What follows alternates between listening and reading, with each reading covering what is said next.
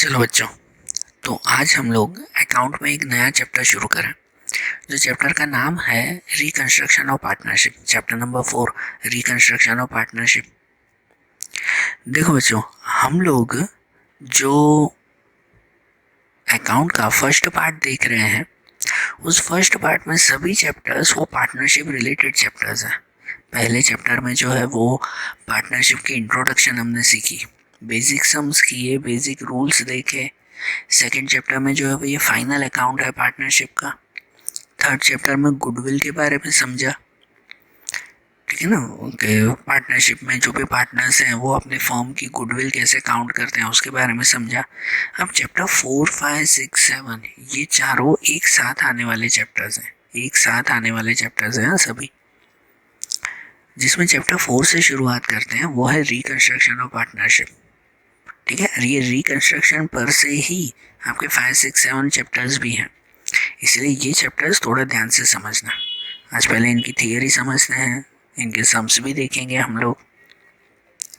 तो देखो, reconstruction of partnership, तो जनरली सबसे पहले मीनिंग समझे हम लोग। मीनिंग समझे कि रिकंस्ट्रक्शन किसे कहते हैं। तो जैसे लिखा हुआ है इसमें कि रिकंस्ट्रक्शन मीन्स कि रिकंस्ट्रक्शन ऑफ पार्टनरशिप मीन्स कि change in partnership due to several reasons. Simple सा meaning, change in partnership due to several reasons. अलग अलग रीजंस की वजह से जब पार्टनरशिप में चेंजेस आते हो, पार्टनरशिप में कुछ चेंजेस आते हो तो उसे रिकंस्ट्रक्शन कहते हैं। जैसे एग्जांपल लो कि कोई 3 पार्टनर थे, ए बी सी, कोई 3 पार्टनर हैं। उन तीनों पार्टनर ने अपना कोई बिजनेस शुरू किया था। वो बिजनेस 4 साल 5 साल बहुत अच्छी तरह से चला, लेकिन अब बिजनेस में कुछ रीजंस की वजह से कुछ अब चेंजेस करने हैं, कुछ चेंजेस करने हैं। जनरल चेंजेस, आगे रीजंस तो हम लोग देखेंगे, नीचे लिखे हुए हैं रीजंस। लेकिन पहले सुनो कि जनरल रीजंस ऐसे चेंजेस कि समझो भाई 4-5 साल हो गए, 3 पार्टनर काम कर रहे थे, उसमें से जो है वो एक पार्टनर बहुत ज़्यादा काम कर रहा था, बाकी के 2 पार्टनर का इतना काम नहीं था, फिर भी तीनों को एक जितना प्रॉफिट मिलता था। तो भाई 4-5 साल हो गया, वो इंसान कहेगा ना कि यार इतने साल हो गए, अब सब एक जितना ही प्रॉफिट, भाई मैं ज़्यादा काम करता हूँ, मुझे थोड़ा ज़्यादा प्रॉफिट दो। तो ऐसे चेंजेस करने पड़ते हैं कि नहीं करने पड़ते? होते हैं ना। या तो फिर और कोई दूसरे चेंजेस होते हैं कि समझो कि 3 पार्टनर की जगह अब जो है वो कोई एक दूसरा भी नया पार्टनर भी आ जाए, या तो किसी पार्टनर की डेथ हो जाए, कोई निकल जाए, या तो दूसरे भी अदर बहुत सारे चेंजेस। तो इन सब की वजह से है ना, पार्टनरशिप का रिकंस्ट्रक्शन करना पड़ता है। रिकंस्ट्रक्शन में क्या करते हैं, तो पार्टनरशिप की शुरुआत करते वक्त पता है एक तरह का डीड बनाते हैं। फर्स्ट चैप्टर में आपने समझा था कि पार्टनरशिप डीड तैयार करते हैं। डीड मीन्स कि पार्टनरशिप रिलेटेड कॉन्ट्रैक्ट तैयार करते हैं। डीड मतलब क्या? पार्टनरशिप रिलेटेड कॉन्ट्रैक्ट तैयार करते हैं, जिस कॉन्ट्रैक्ट में पार्टनरशिप के रिलेटेड सभी तरह की कंडीशंस, शर्तें, रूल्स, रेगुलेशंस और सब चीज़ें उसमें लिखी गई होती हैं। हर छोटी छोटी चीज़ वो उस डीड में मेंशन होती है, उस एग्रीमेंट में, उस कॉन्ट्रैक्ट में मेंशन होती है, जो सभी पार्टनर्स को माननी पड़ती है। 3 पार्टनर, 4 पार्टनर, 5 पार्टनर, जितने भी पार्टनर्स हो सबको माननी पड़ती है वो बातें। तो 4-5 साल तक वो चल रहा है, लेकिन अब उन सब पार्टनर में से कोई पार्टनर कहेगा कि नहीं भाई अब थोड़ा बदलो, थोड़े से चेंजेस लेके आओ, ये चीज़ ऐसे करो, इस चीज़ों में ये बदलाव लेके आओ। तो इसलिए फिर से नया डीड बनाना पड़ता है। इसे कहते हैं रिकंस्ट्रक्शन। रिकंस्ट्रक्शन का मतलब ये मत समझना कि पूरी की पूरी फैक्ट्री नहीं बनानी है, कि जब फैक्ट्री बनाई थी, मशीनें रखी थी, वो सब तोड़कर फिर से अब कुछ नया बनाना है, वो रिकंस्ट्रक्शन नहीं। ठीक है, बिल्डिंग के रिकंस्ट्रक्शन वो अलग कहलाया। आप लोग पार्टनरशिप के बारे में पढ़ रहे हो। पार्टनरशिप का रिकंस्ट्रक्शन मतलब ये कहलाता है कि पार्टनरशिप में नया कॉन्ट्रैक्ट बनाना है। जो पुरानी शर्तें थी, पुराने रूल्स रेगुलेशंस थे, वो सब अब चेंज करके अब नए रूल्स रेगुलेशंस, नई शर्तें रखनी है, तो वो रिकंस्ट्रक्शन कहलाया। आप भी अगर जो है वो बिजनेस लाइन में अगर जुड़े हुए हो, या फिर आपके जो पेरेंट्स हैं वो जब बिजनेस करते हैं, तो उनमें भी तो ऐसा होता है ना, उनसे भी पूछना कभी कोई पार्टनरशिप में हो, पार्टनरशिप में न भी हो, कोई अगर अकेले भी बिजनेस करते हो तो उनको भी पता होता है 4-4 5-5 साल हो जाते हैं, उसके बाद अब थोड़े तो चेंजेस लाने पड़ते ही हैं। वो हमेशा पुराने रूल्स थोड़ी चलेंगे, नए रूल्स तो लाने पड़ते ही हैं फिर। तो इसे ही तो रिकंस्ट्रक्शन कहते हैं। जब पार्टनरशिप में अगर ये रिकंस्ट्रक्शन होता हो तो वो रिकंस्ट्रक्शन और पार्टनरशिप कहलाया, है कि नहीं? सिंपल। तो जैसे जो चेंजेस आते हैं ड्यू टू सेवरल रीजंस, कुछ रीजंस की वजह से, तो ऐसे कौन से रीजंस, किस रीजंस की वजह से ये चेंजेस आते हैं? पार्टनरशिप में रिकंस्ट्रक्शन करना पड़ता है, पूरा नया कॉन्ट्रैक्ट बनाना पड़ता है, नए रूल्स बनाने पड़ते हैं, किन रीजंस की वजह से? तो मेन 3 रीजंस आते हैं, ठीक है? मेन 3 रीजंस हैं, बाकी तो दूसरे तो बहुत सारे रीजंस होते हैं छोटे मोटे, क्योंकि जब बिजनेस प्रैक्टिकली चलता है तो न जाने क्या प्रॉब्लम आ जाए किसको पता, इसलिए रीजंस काफ़ी, लेकिन मेनली ये 3 रीज़न की वजह से रिकंस्ट्रक्शन किया जाता है। और ये 3 रीज़न भी इसीलिए दिए हुए हैं क्योंकि हमें इन तीनों के रिलेटेड सम करने हैं, तो इसलिए हमें ये 3 रीज़न अच्छी तरह से समझाए हुए हैं। सबसे पहला रीज़न आता है, वो रीज़न आता है the change in the ratio of profit and loss sharing between the continuing partners. इसका मतलब कि अगर जो भी पार्टनर्स, कंटिन्यूइंग पार्टनर्स मतलब जो भी पार्टनर पार्टनरशिप में जुड़े हुए हैं वो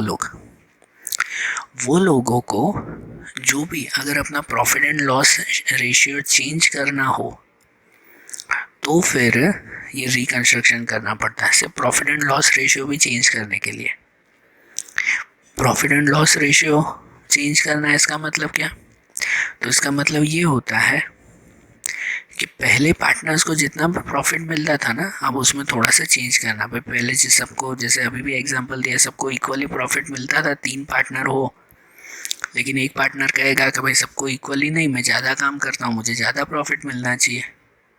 तो उसे अगर ज़्यादा प्रॉफिट मिलेगा तो बाकी के दोनों को खुद ब खुद जो है वो कम प्रॉफिट मिलेगा। सही बात है ना? तो मतलब profit and loss ratio change हो गया ना, तो इसके लिए पूरा रिकंस्ट्रक्शन करना पड़ता है, फिर से एक नया डीड, एक नया एग्रीमेंट बनाना पड़ता है। तो एक इसकी वजह से। दूसरा रीज़न आता है, वो आता है admission of existing partnership firm. कि एग्जिस्टिंग पार्टनरशिप फर्म मतलब अभी जो आपकी फर्म, आपका जो बिजनेस चल रहा है उसमें अगर किसी का एडमिशन होता हो, एडमिशन मीन्स वही कि पहले 3 पार्टनर काम करते थे, अभी चौथा पार्टनर भी आ गया हो, तो एक नया पार्टनर उसमें आ गया हो, तो फिर से अब जो है वो सब चीज़ें चेंज करनी पड़ेगी। सही बात है ना? तो एडमिशन ऑफ एग्जिस्टिंग पार्टनर, नया पार्टनर आता हो तो भी फिर नए रूल्स बनाने पड़ेंगे, या तो फिर रिटायरमेंट और death of a partner on an existing partnership form, या तो कोई पार्टनर की रिटायरमेंट या डेथ हो जाती हो, जो पार्टनर हो वो पार्टनर जो है वो या तो रिटायर हो जाता हो, या तो किसी पार्टनर की डेथ हो जाती हो, तो भी अब जो बाकी बचे हुए पार्टनर्स हैं उनके लिए अब नए रूल्स बनाने पड़ेंगे। सबके लिए नए। पहले 3 पार्टनर काम करते थे, उसमें से एक रिटायर हो गया कि अब भाई मेरी उम्र हो चुकी है, मैं काम नहीं करूँगा, एक रिटायर हो गया, तो उसका जो भी काम है वो बाकी के दोनों को संभालने पड़ेंगे, उसका जो भी प्रॉफिट है वो बाकी के दोनों को मिलेगा, उसको जो भी कर्जा चुकाना था वो बाकी के दोनों चुकाएंगे, तो उस एक का काम अब बाकी के दोनों को करना पड़ेगा ना, हर चीज़ का, भले वो सही हो या गलत हो, मतलब फ़ायदा का हो या नुकसान का हो। तो उसके लिए फिर से पूरा नया रिकंस्ट्रक्शन करना पड़ता है ना, फिर से सब जो है वो चेंज करना पड़ता है कि अब वो काम नहीं करेगा, उसकी जगह पर दूसरों को काम करना है। तो इसलिए मेनली ये 3 रीज़न आते हैं ना, या तो profit and loss ratio change करना हो, या तो एडमिशन किसी का होता हो, या तो किसी का रिटायरमेंट होता हो। तो हमें अब जो ये चैप्टर है, चैप्टर नंबर 4, उसमें हमें ये एक टॉपिक रिलेटेड पढ़ना है, ये एक टॉपिक के रिलेटेड हमें पढ़ना है। बाकी एडमिशन का पॉइंट और रिटायरमेंट का पॉइंट वो हमारा कंटिन्यूसली चैप्टर नंबर 5 और चैप्टर नंबर 6 का है ना। चैप्टर नंबर 5 और 6 में कंटिन्यूसली हम दोनों ये पढ़ें। बाकी अभी हमें ये चैप्टर इस चैप्टर में ये पॉइंट समझना है कि जनरली रिकंस्ट्रक्शन जब किया जाता है तो मेन एक रीज़न ये होता है profit and loss ratio change करना, है ना। Profit and loss ratio change करना ये एक मेन रीज़न, एडमिशन और रिटायरमेंट का भी रीज़न है, लेकिन वो अब फिर समझेंगे, पहले ये एक रीज़न। तो अब इसके बारे में समझना, पहला पॉइंट समझ रहे हैं, थियरी है, पॉइंट्स ही हैं, इसलिए ध्यान से सुनना। तो पहला पॉइंट समझते हैं, generally profit and loss ratio वो ऑन द स्पॉट चेंज नहीं होता है। प्रॉफिट एंड लॉस रेशियो जो चेंज किया जाता है वो ऑन द स्पॉट नहीं, भाई एक ने कहा कि चलो ना यार अब बदल देते हैं प्रॉफिट एंड लॉस, तो चलो ठीक है बदल देते हैं। आप छोटी सी शॉप अगर चला रहे हो ना तो उसमें ऐसा चल जाता है, लेकिन अगर आप बड़ी फॉर्म चला रहे हो, आपका काफ़ी बड़ा बिजनेस है, तो इतने बड़े बिजनेस में ऐसा नहीं होता कि किसी एक ने कहा और चेंज हो गया। नहीं, सबसे पहले तो जितने भी पार्टनर्स होते हैं ना, सभी पार्टनर्स की मंजूरी चाहिए होती है, परमिशन चाहिए होती है। अगर सभी पार्टनर मानते हो कि नहीं भाई सही बात है, हमें अपना profit and loss ratio change करना चाहिए, पहले सबको जिस हिसाब से प्रॉफिट मिलता था अब उस हिसाब से नहीं मिलना चाहिए, अब थोड़ा सा अलग भी मिलना चाहिए, बराबर ना, वो अब चेंज करना चाहिए। तो इसीलिए जब सभी पार्टनर मानते हो, सभी पार्टनर की मंजूरी हो, परमिशन हो, तो फिर profit and loss ratio change किया जाता है। सबसे पहले तो ये। अब दूसरी बात कि क्यों क्यों चेंज किया जाता है, प्रॉफिट एंड लॉस रेशियो क्यों चेंज किया जाए। तीन पार्टनर काम कर रहे हैं, सपोज के तीन पार्टनर काम कर रहे हैं, तीनों में से न कोई अभी कोई नया चौथा जोड़ रहा है, न किसी का एडमिशन हो रहा है, न कोई जो है वो इस तीन में से निकल रहा है, तीनों ही पार्टनर काम कर रहे हैं। तो फिर रिकंस्ट्रक्शन की क्यों ज़रूर पड़े, क्यों profit and loss ratio change करने की ज़रूर पड़े। सही बात ना, वो इसीलिए कि यहाँ तो ऐसा होता है कि जितने भी पार्टनर हो ना, उन पार्टनर में से कोई एक पार्टनर जो है वो अब पूरा कैपेबल ना हो, कोई पर्सनल रीज़न की वजह से, कोई इलनेस की वजह से या किसी और की वजह से कोई एक पार्टनर जो है वो अब पूरा काम न कर पाता हो, तो इसकी वजह से ये चेंजेस हमें करने पड़ते हैं, बराबर। जैसे कि समझो ऐसा कि भाई तीन पार्टनर हैं, तीन पार्टनर में से किसी एक पार्टनर को जो है वो कुछ पर्सनल प्रॉब्लम हो गई, घर पे कुछ प्रॉब्लम हो गई, और इसकी वजह से वो बिजनेस पे पूरा टाइम नहीं दे पा रहा है। पहले वो अपने बिजनेस में तीन पार्टनर थे, उसमें से एक पार्टनर अब पहले बिजनेस में जो है वो रेगुलरली 8 घंटे आता था बिजनेस में संभालने के लिए, लेकिन अब वो 4-5 घंटे ही आ पाता है। पहले जितना काम करता था अब उससे आधा काम कर रहा है, तो फिर क्या उसे प्रॉफिट पूरा देंगे। वो काम आधा कर रहा है, उसकी जो भी पर्सनल प्रॉब्लम हो वो अलग बात, वो सिचुएशन अलग, लेकिन अगर वो पूरा टाइम नहीं दे रहा है, पूरा जो है वो काम नहीं कर रहा, उसका काम बाकी के पार्टनर्स को करना पड़ता है, तो क्या उसे हमेशा उतना ही प्रॉफिट देते रहेंगे, नहीं। तो अब टाइम होगा ना कि अब उसका प्रॉफिट बदले, सही बात कि नहीं, कि अब उसका प्रॉफिट बदले। इसलिए इसीलिए ये profit and loss ratio change करना पड़ता है। या तो फिर कोई पार्टनर हो कि जो पूरा टाइम न दे पाता हो, या तो फिर इससे उल्टा कि कोई अगर ज़्यादा टाइम ओवर टाइम वहाँ पे काम कर रहा हो, तो भी ये प्रॉफिट एंड लॉस रेशियो हमें चेंज करना पड़ता है। तो फिर उसके लिए भी तो चेंज करना पड़ता है ना, कि जैसे रेगुलरली जो जो पर्सन जहाँ जितना काम करता था वो अब जो है वो उससे ज़्यादा काम कर रहा है, बाकी के लोगों का काम भी जो है वो ये पहले ही कर देता है, तो फिर उससे बाकी के कंपैरिजन में अब ज़्यादा प्रॉफिट मिलना चाहिए ना, पहले जितना मिलता था अब उससे ज़्यादा प्रॉफिट मिलना चाहिए, इसलिए भी profit and loss ratio change किया जाता है। सही बात है। या तो फिर अपनी मंजूरी से, या तो फिर अपनी मंजूरी से ही, जब सभी पार्टनर आपस में मंजूर कर लेते हो कि चलो भाई अब जो है भाई हम सब में से है ना कोई एक पर्सन, भाई ये पर्सन जो है वो बाकी की सब जिम्मेदारी संभालेगा और प्रॉफिट का जो है वो बड़ा हिस्सा भी वही लेगा, अब सबको इक्वल नहीं, एक बड़ा हिस्सा उसे मिलेगा। जब सभी पार्टनर्स की कोई रीज़न हो या कोई इच्छा हो तो भी profit and loss ratio change किया जाता है। आ रही है बात समझ में? तो अब दूसरा पॉइंट एक समझो कि जब profit and loss ratio change किया जाता है ना, profit and loss ratio change किया जाता है ना, तो उससे क्या होता है कि जितने भी पार्टनर्स हैं ना, उन पार्टनर्स में से किसी को ज़्यादा प्रॉफिट मिलेगा और किसी को कम प्रॉफिट मिलेगा। सही बात, किसी को या तो ज़्यादा प्रॉफिट मिलेगा या तो किसी को कम प्रॉफिट मिलेगा। सबको इक्वली प्रॉफिट, वो तो वैसा पॉसिबल नहीं है। तो इसीलिए हमेशा जब भी ये चेंजेस होता है ना, या तो किसी को ज़्यादा मिलेगा या तो किसी को कम मिलेगा। तो यही यही जो चेंजेस होते हैं ना, उस चेंजेस को अकाउंटिंग में हम लोग कहते हैं sacrifice ratio and gaining ratio. हमारे चैप्टर का ये एक सिंगल पॉइंट। इस चैप्टर वाइज अगर आप समझो ना, वेटेज वाइज अगर समझो ना, तो इस चैप्टर में से 3 मार्क के क्वेश्चंस आते हैं। एक ही क्वेश्चन आता है और एक ही मेथड के आता है।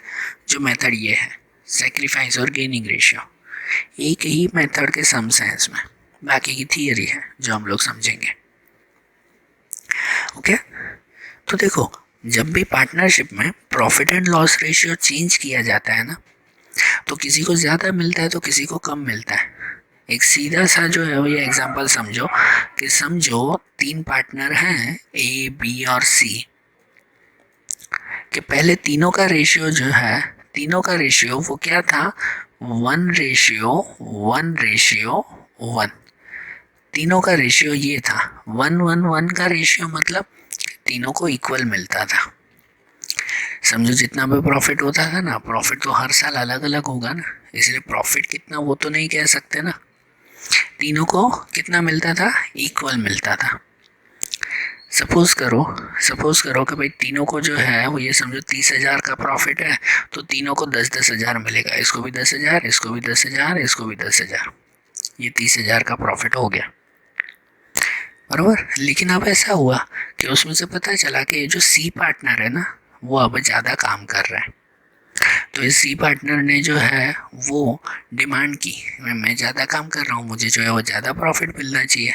उसके सामने कहा कि भाई ये जो ए प्रॉफिट है, ये जो ए पार्टनर है, ये तो भाई काफ़ी टाइम तो आता ही नहीं है बिजनेस में, ये काम संभाल नहीं रहा है, उसका काम भी इसको करना पड़ता है। तो इससे अच्छा इसे इसका प्रॉफिट या तो कम कर दो या तो और कुछ चेंजेस करो, भाई मुझे तो ज़्यादा प्रॉफिट मिलना चाहिए, मैं ज़्यादा काम कर रहा हूँ। ये सी पार्टनर वो डिमांड रखेगा ना ऐसे।